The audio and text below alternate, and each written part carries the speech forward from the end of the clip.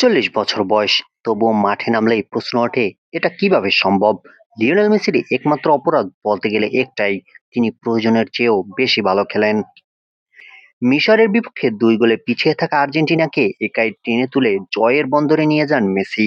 Performance এই performance দেখে Fox স্পোর্টসে জালাতান Ibrahimovic মুগ্ধ হয়ে বলেন, মেসি যেন সম্পূর্ণ ভিন্ন এক রূপে ফিরে আসেন, যাকে থামানো যাচ্ছিল না।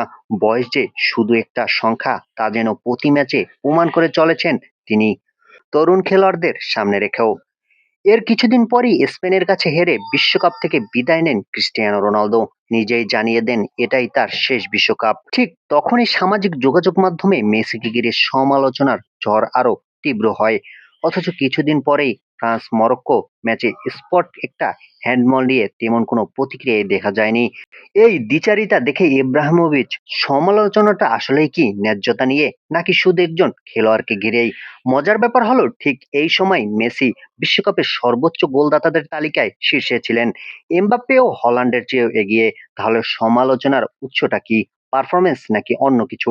আবেগ যখন বাস্তবতার সাথে মেলে না, তখন এমনই হয়। আপনার কি মনে হয়, মেসি সত্যি বেশি ভালো খেলার শাস্তি পাচ্ছেন? কমেন্টে জানান আপনার মতামত।